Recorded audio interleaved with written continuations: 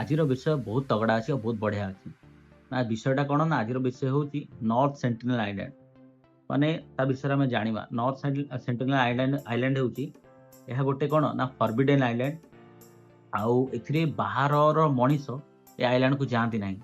ଏବେ ଚାଲନ୍ତୁ ଆ ବିଷୟରେ ଜାଣିବା।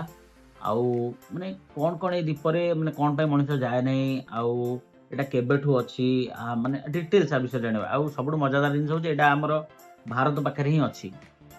ଠିକ୍ ଅଛି, ଚାଲନ୍ତୁ ଆମେ ଏ ବିଷୟରେ ଏବେ ଡିଟେଲ୍ସରେ ଜାଣିବା। ଆଜିର ଏହି ଆଧୁନିକ ଦୁନିଆରେ ଯେଉଁଠି ମଣିଷ ମଙ୍ଗଳ ଗ୍ରହରେ ପହଞ୍ଚି ସାରିଲାଣି, ଇଣ୍ଟରନେଟ୍ ଏବଂ ଏଆଇ ସାରା ବିଶ୍ୱରେ ବଦଳେଇ ସାରିଲାଣି, ଏମିତି ସମୟରେ ପୃଥିବୀରେ ଏମିତି ଏକ ଜାଗା ଅଛି, ସେଇ ଜାଗାର ନାଁ ହେଉଛି କ'ଣ ନା ନର୍ଥ ସେଣ୍ଟିନେଲ ଆଇଲ୍ୟାଣ୍ଡ ଏବଂ ତାର ଅନ୍ୟ ନାମ କ'ଣ ଦ ଫରବିଡେନ୍ ଆଇଲ୍ୟାଣ୍ଡ।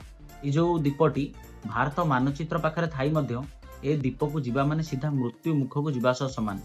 ଏଠାରେ ରହୁଥିବା ଆଦିବାସୀମାନେ ଆଜି ପର୍ଯ୍ୟନ୍ତ ବାହାର ଦୁନିଆର କୌଣସି ମଣିଷର ଚେହେରା ଦେଖିନାହାନ୍ତି କି ଦେଖିବାକୁ ଚାହାନ୍ତି ନାହିଁ। ଯଦି କେହି ସେଠାକୁ ଭୁଲରେ ବି ଯାଏ ତେବେ ସେ ତାକୁ ମାରିଦିଅନ୍ତି ବା ଜୀବନ୍ତ ଛାଡ଼ନ୍ତି ନାହିଁ। ଏବଂ ଆଉ ଗୋଟେ ବଢ଼ିଆ ଜିନିଷ ହେଉଛି ନା ୟାର ଆଖପାଖରେ ଭାରତୀୟ ନେଭିର ଜାହାଜ ସବୁବେଳେ ପହରା ଦେଉଥାନ୍ତି, ଯେମିତି କେହି ଏ ଦ୍ୱୀପର 5 କିଲୋମିଟର ରେଡିୟସ୍ ଭିତରକୁ ବି ନ ଯାଆନ୍ତୁ। କ'ଣ ଅଛି ଏ ଦ୍ୱୀପ ଭିତରେ ଏବଂ ସରକାର ଏମାନଙ୍କୁ କାହିଁକି ବାଧ୍ୟ କରୁନାହାନ୍ତି ଯେ ଭାରତର ବାକି ଜନବସତି ବା ବାକି ଲୋକମାନଙ୍କ ସହିତ ମିଶେଇବା ପାଇଁ ବା ମିଶିକି ଚଳିବା ପାଇଁ, ତା ବିଷୟରେ ବି ଆମେ ଏବେ ଡିଟେଲ୍ସରେ ଜାଣିବା। ବଢ଼ିଆ ଜିନିଷ ହେଉଛି ଯେ ଏଇ ଦ୍ୱୀପରେ ରହୁଥିବା ଲୋକମାନଙ୍କୁ ସେଣ୍ଟିନେଲିଜ୍ କୁହାଯାଏ। ଇତିହାସକାରମାନଙ୍କ ଅନୁସାରେ ଏମାନେ ହେଉଛନ୍ତି ପୃଥିବୀର ସବୁଠାରୁ ଶେଷ ଆଦିବାସୀ ଜନଜାତି, ଯାହାଙ୍କ ପାଖରେ ଆଧୁନିକ ସଭ୍ୟତାର କୌଣସି ଚିହ୍ନବର୍ଣ୍ଣ ନାହିଁ।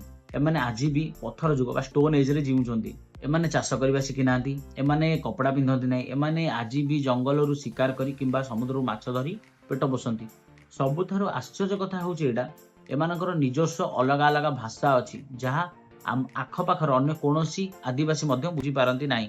ଏବେ ଜାଣିବା ୟାଙ୍କର ଡେଡଲି ହିଷ୍ଟ୍ରି ଆଉ ଏମାନେ କେତେ କାହାକୁ ଆଟାକ୍ କରିଛନ୍ତି ତା ବିଷୟରେ। ଏମିତି ନୁହେଁ ଯେ ମଣିଷ ଏମାନଙ୍କ ସହ ମିଶିବାକୁ ଚେଷ୍ଟା କରିନାହାନ୍ତି, କିନ୍ତୁ ଯେତେଥର ଚେଷ୍ଟା କରାଯାଇଛି ପରିଣାମ ବହୁତ ଭୟଙ୍କର ହୋଇଛି। 1981ର ଘଟଣା, ପ୍ରିମୋର୍ସ ନାମକ ଏକ ବିଶାଳ ମାଲବାହୀ ଜାହାଜ ଏହି ଦ୍ୱୀପ ପାଖରେ ଫସି ଯାଇଥିଲା। ଜାହାଜର କ୍ରୁ ମେମ୍ବର ମାନେ ଦେଖିଲେ ଯେ ଦ୍ୱୀପରୁ ଛୋଟ ଛୋଟ ଡଙ୍ଗାରେ ଶତାଧିକ ଆଦିବାସୀ ଧନୁ ତୀର ଧରି ତାଙ୍କ ଆଡ଼ିକୁ ମାଡ଼ି ଆସୁଛନ୍ତି। ଭାଗ୍ୟବଶତଃ ହେଲିକପ୍ଟର ସାହାଯ୍ୟରେ ସେମାନେ ଖସି ପଳାଇଥିଲେ, ଭାଇ ନହେଲେ ଜୀବନ ଯାଇଥାନ୍ତା ଫିକ୍ସ। 2006ର ଘଟଣା, 2 ଜଣ ଭାରତୀୟ ମତ୍ସ୍ୟଜୀବୀ ଭୁଲରେ ନିଜ ଡଙ୍ଗା ନେଇ ଦ୍ୱୀପ କୂଳକୁ ଚାଲି ଯାଇଥିଲେ। ସେଣ୍ଟିନେଲିସ୍ ଆଦିବାସୀମାନେ ସେମାନଙ୍କୁ ଅତି ନିର୍ମମ ଭାବରେ ହତ୍ୟା କରିଦେଇଥିଲେ।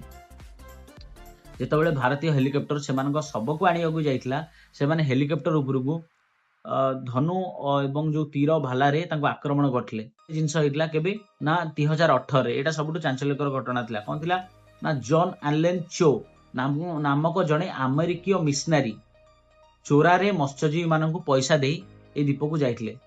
ମାନେ ମିଶନାରୀ ମାନେ ହେଉଛି ମାନେ ଯେଉଁମାନେ କନଭର୍ଟ କରନ୍ତି, ମାନେ ଗୋଟେ ଧର୍ମରୁ ଆଉ ଗୋଟେ ଧର୍ମକୁ କନଭର୍ଟ କରାନ୍ତି, ମାନେ ତାଙ୍କୁ ମାନେ ଖ୍ରୀଷ୍ଟ ଧର୍ମରେ ତାକୁ କନଭର୍ଟ କରିବାକୁ ଯାଇଥିଲେ। ଆଉ ଯାଇଥିଲେ ସେ ତାଙ୍କୁ ଦେଇଦେଲେ ଭଲସେ ଆଉ।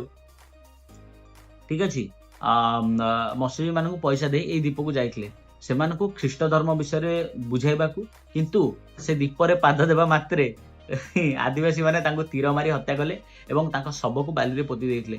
ଆଜି ପର୍ଯ୍ୟନ୍ତ ତାଙ୍କ ଶବ ମଧ୍ୟ ସେମାନେ ଫେରାଇ ଆଣିପାରିଲେ ନାହିଁ। ତ ଜାଣିବା ସବୁଠୁ ମେନ୍ ଟପିକ୍ ଗଭର୍ଣ୍ଣମେଣ୍ଟ ବିଷୟରେ। ଗଭର୍ଣ୍ଣମେଣ୍ଟ କ'ଣ ପାଇଁ ସେମାନଙ୍କୁ ମାନେ ଗଭର୍ଣ୍ଣମେଣ୍ଟର ସ୍କିମ୍ ସହିତ ବା ଅନ୍ୟ ଲୋକମାନଙ୍କ ସହିତ, ଯେମିତିକି ଆମର ରାଜ୍ୟ ଜିଲ୍ଲା ଯାହା ବି ଅଛି ତାଙ୍କ ସହିତ କାହା ପାଇଁ ମିଶେଇନି, କ'ଣ ପାଇଁ ତାଙ୍କୁ ସେ ଅଲଗା କରି ରଖିଛି, ଏବଂ ତା ବିଷୟରେ ଆମେ ଜାଣିବା। ଭାରତ ସରକାର ଚାହିଁଲେ ତ ମିଲିଟାରୀ ପଠାଇ ସେମାନଙ୍କୁ କାବୁ କରିପାରିଥାନ୍ତା, କିନ୍ତୁ ସରକାର କାହିଁକି ଏମିତି କରୁନାହିଁ, ଆ ପଛରେ କାରଣ କ'ଣ? ସେଣ୍ଟିନେଲିଜ୍ ଲୋକମାନେ ହଜାର ହଜାର ବର୍ଷ ହେବ ବାହାର ଦୁନିଆଠୁ ସମ୍ପୂର୍ଣ୍ଣ ଅଲଗା ହେଇଛନ୍ତି। ସେଥିପାଇଁ ସେମାନଙ୍କ ଶରୀରରେ ଆମ ଶରୀର ଭଳି ରୋଗ ପ୍ରତିରୋଧକ ଶକ୍ତି ଡେଭଲପ୍ ହୋଇନାହିଁ। ଭାବି ଦିଅନ୍ତୁ ଯଦି ଆମ ଭିତରୁ କୌଣସି ସାଧାରଣ ମଣିଷ ତାଙ୍କ ପାଖକୁ ଯାଏ ଏବଂ ଆମ ଶରୀରରୁ ସାଧାରଣ ଜ୍ୱରର ଭୂତାଣୁ ଜୀବାଣୁ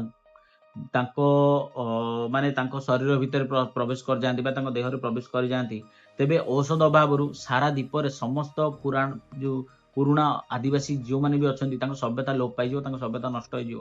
କାହିଁକି ନା ତାଙ୍କ ଦେହରେ ବା ତାଙ୍କ ବଡିରେ ସେ ପ୍ରକାର ଆଣ୍ଟିବାୟୋଟିକ୍ ବା ସେ ପ୍ରକାର ରୋଗ ପ୍ରତିରୋଧକ ଶକ୍ତି ଏପର୍ଯ୍ୟନ୍ତ ଡେଭଲପ୍ ହୋଇନାହିଁ। ତ ସେଥିପାଇଁ ଏଇଟା ହେଉଛି ଗୋଟେ ମୁଖ୍ୟ କାରଣ। ଆଉ ସରକାର ସେଥିପାଇଁ ତାଙ୍କୁ ନିଜଠୁ ଦୂରରେ ରଖିଛି। ଆଉ ଗୋଟେ କାରଣ ଯେଉଁଠି ମୋତେ ଲାଗୁଛି ହୁଏତ ସେଠି କିଛି ମାନେ ସରକାରକୁ ଲାଭ ଦେଲା ବାଲା ଭଲ ଜିନିଷ ନାହିଁ। ଯଦି ଥାଆନ୍ତା ନା ସରକାର କେବେଠୁ ତାକୁ ଖୋଳ କରିସାରନ୍ତାଣି।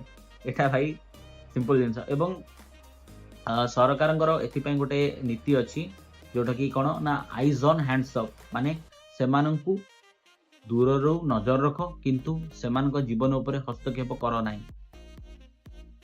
କେମିତି ଲାଗିଲା ବିଷୟଟା? ଯଦି ବିଷୟଟା ଭଲ ଲାଗିଥିବ ତ ତାହେଲେ ଲାଇକ୍ କରିଦେବେ ଆଉ ଚ୍ୟାନେଲଟାକୁ ସବସ୍କ୍ରାଇବ କରିବେ। ଧନ୍ୟବାଦ।